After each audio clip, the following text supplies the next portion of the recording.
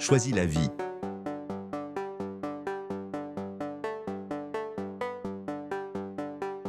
Sous un grand manguier, au bord d'un champ, le soleil se couche lentement, colorant le ciel d'or et de rose. Un vieil homme médite, une Bible ouverte sur ses genoux. À ses côtés, un jeune homme s'assoit. Le vent chaud de la soirée transporte le parfum de la terre et le murmure des grillons. C'est un moment de transmission, un instant suspendu où la sagesse s'apprête à éclairer le cœur d'un jeune esprit hésitant entre deux chemins. Élior est un jeune homme de 35 ans, ambitieux mais indécis, souvent écartelé entre la voie du monde et celle de Dieu. Et Nathan, un vieil homme de foi, environ 50 ans, connu pour sa sagesse et sa paix intérieure. Il a appris à écouter Dieu dans les petites choses.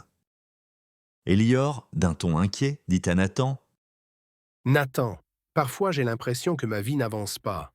J'ai tellement de choix à faire, mais j'ai peur de me tromper. Comment savoir quelle voie choisir ? » Nathan, souriant doucement, répond : Mon fils, chaque jour, nos choix façonnent notre destinée. Ce que tu décides aujourd'hui te rapprochera soit de la vie et de la bénédiction, soit de la mort et de la malédiction. Rien n'est anodin. Élior, baissant les yeux, questionne Nathan. Mais, et si je fais un mauvais choix ? Et si je déçois Dieu ? Nathan, levant le regard vers le ciel, répond : Dieu ne cherche pas la perfection, mais l'obéissance. Il dit dans Deutéronome 30 au verset 19 « J'ai mis devant toi la vie et la mort, la bénédiction et la malédiction. Choisis la vie, afin que tu vives. » Quand ton cœur est sincère, le Saint-Esprit te guide vers ce qui mène à la vie, à la paix. Élior, réfléchissant, questionne à nouveau Nathan. Alors, ce n'est pas juste une question de bon ou de mauvais choix, mais de savoir à qui j'obéis. Nathan, hochant la tête, répond : Exactement. L'obéissance à Dieu est le secret. Chaque fois que tu choisis selon sa volonté, tu plantes une semence de bénédiction, non seulement pour toi, mais aussi pour ceux qui viendront après toi. Élior, ému, questionne encore Nathan. Tu veux dire que mes décisions peuvent influencer mes enfants, même ceux qui ne sont pas encore nés ?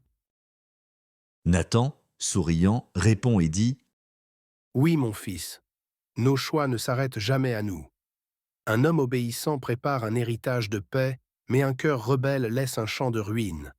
Ce que tu décides dans le secret aujourd'hui sera le témoignage de ta descendance demain.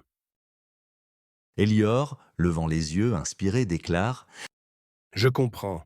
Je veux que ma vie porte de bons fruits. Je veux marcher selon Dieu, même si le chemin est difficile. Nathan, posant la main sur son épaule, dit à Élior : Alors demande au Saint-Esprit de te guider à chaque pas. Ne choisis pas selon tes émotions, mais selon la parole. La vie se trouve dans l'obéissance, pas dans la facilité. Élior, souriant avec conviction, dit : Merci Nathan, je choisis la vie, je choisis d'obéir à Dieu. Le vent s'apaise, le soleil disparaît derrière les collines, laissant une lueur dorée illuminer les visages des deux hommes. Nathan ferme les yeux et murmure une prière. Seigneur, que nos choix soient un parfum d'obéissance devant toi. Élior se lève, le regard tourné vers l'horizon. Il sent dans son cœur une paix nouvelle, celle qui naît quand on décide de suivre la voie de Dieu, coûte que coûte. Il comprend alors que chaque jour, Dieu te place devant un choix, la vie ou la mort, la bénédiction ou la malédiction.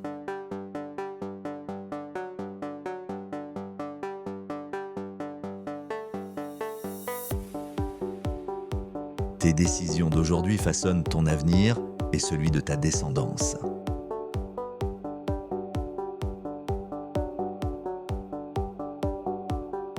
L'obéissance à Dieu n'est pas une contrainte, mais une clé. Elle ouvre la porte de la paix, de la faveur et de la bénédiction durable.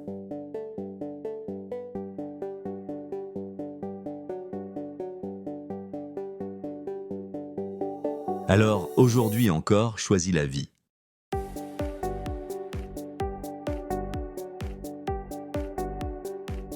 J'en prends aujourd'hui à témoin contre vous le ciel et la terre. J'ai mis devant toi la vie et la mort, la bénédiction et la malédiction. Choisis la vie, afin que tu vives, toi et ta postérité.